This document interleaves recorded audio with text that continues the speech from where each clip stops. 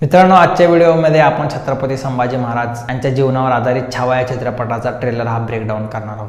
तर ट्रेलरच्या पहिल्या फ्रेममध्ये दिसतं की एक जिराटोप आहे आणि तो जिराटोप असतो छत्रपती संभाजी महाराजांचा। अर्थातच त्यांचं बलिदान या चित्रपटाचा मूळ कथा असणार आहे। संभाजी महाराज हे अवघ्या 17व्या वर्षी राज्याभिषेक करून छत्रपती बनले आणि अवघ्या 32व्या वर्षीच त्यांना प्राणाची आहुती द्यावी लागली। स्वराज्याची पुनर्स्थापना करण्याचा निर्णय घेतात। त्याचप्रमाणे त्यांच्या पत्नी येसुबाई भोसले म्हणजेच रश्मिका मंदाना यांनी ते पात्र केलेलं आहे। येसुबाईचं पात्र मला कुठे ना कुठेतरी कमी वाटली। रश्मिका मंदाना साऊथ मधून आल्या असल्यामुळे त्यांची हिंदी एवढी स्पष्ट वाटत नाही। त्याचप्रमाणे बरेचसे डायलॉग ते डब केलेले आहेत, त्याच्यामुळे तो महाराणीचा आवरा दिसण्यामध्ये कुठे ना कुठे कमतरता वाटते। बरंच याबद्दल त्यांना ट्रोल करण्यात आलं, बरेचसे ऑप्शन देण्यात आले। चाहत्यांची मृणाल ठाकूर ही पण चॉईस होती, पण मृणाल ठाकूरला रोल न मिळता हा रोल रश्मिका मंदाना यांना भेटलेला आहे। तर एक राजवाडा आहे, त्याच्यामध्ये बिल्डअप दाखवलेला आहे संभाजी महाराजांचं। त्या गाण्यामध्ये ते लेझिम खेळताना दिसत आहेत।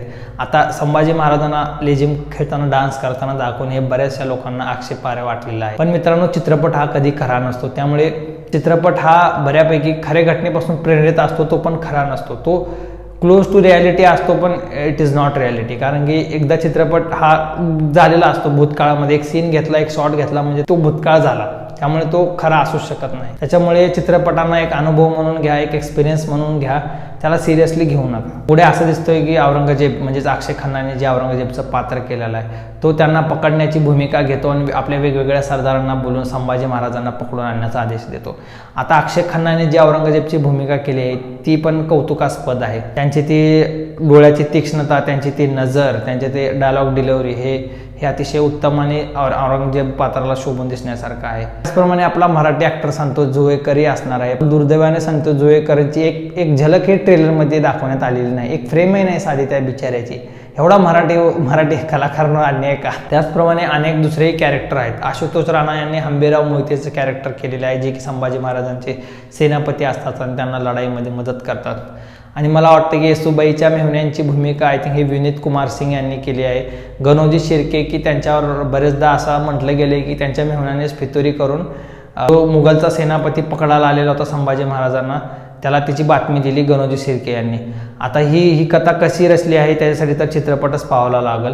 महाराणी येसुबाईबद्दल बोलायचं झालं तर महाराणी येसुबाईचं पात्र हे अतिशय त्याग आणि सपोर्टिव्ह कॅरेक्टर होतं, पण तसं काही दिसलं नाही ट्रेलरमधून। आणि रश्मिका मंदाना त्यांची इमेज तशी नाही की ते एका स्ट्रॉंग कॅरेक्टरमधून अजूनपर्यंत आपल्याला पाहण्यात आलं नाही। कुठं ना कुठं मला वाटतं की महाराणी येसुबाई भोसले यांच्या पात्राला ते न्याय देऊ शकले नाहीत। तर असो, छत्रपती संभाजी महाराज हे वेगवेगळ्या अवतारांमधून दाखवण्यात आलेत। एका अवतारामध्ये ते पाण्यातून वर येतात आणि रामाचा गेटअप वाटतो तुम्हाला, हातामध्ये धनुष्य बांधून शत्रूवर हल्ला करतात। एका अवतारामध्ये ते गदा घेऊन हातात उडी मारून येतात आणि शत्रूंवरती हल्ला करतात। आता हे हनुमानचा अवतार मला वाटते कुठं ना कुठं।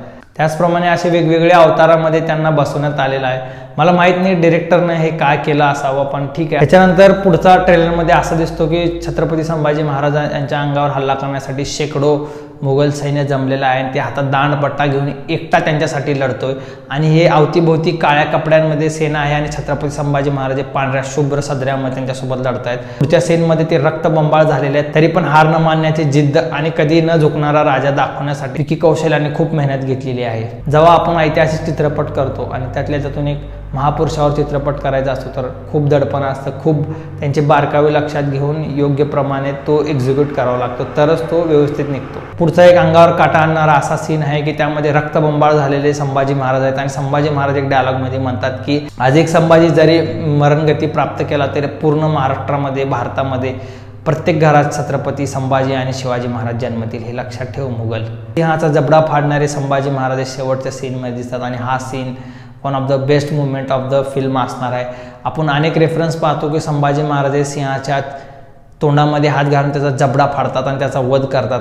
हा सीन एकदम जबरदस्त स्ट्रक्चर केलेला आहे आणि जसं उतेकर यांनी त्याला बांधणी केलेली आहे तो खरंच खूप अपिलिंग होतो आणि त्या क्षणाला पाहून माझ्या अंगावरती काटे आहे, अजूनही अंगावरती काटे आहे। चित्रपटाला संगीत दिलेलं आहे AR रहमान यांनी। BGM वरती सीन कट केलेला आहे, तो BGM एक ड्रामॅटिक पॉइंट हाय करतो, एलिव्हेट करतो प्रत्येक सीनला तो म्युझिक। आणि असा हा भव्य दिव्य चित्रपट 14 फेब्रुवारीला आपल्या जवळच्या सिनेमागृहात येत आहे, तर आपण नक्कीच जाऊन हा चित्रपट पाहावा।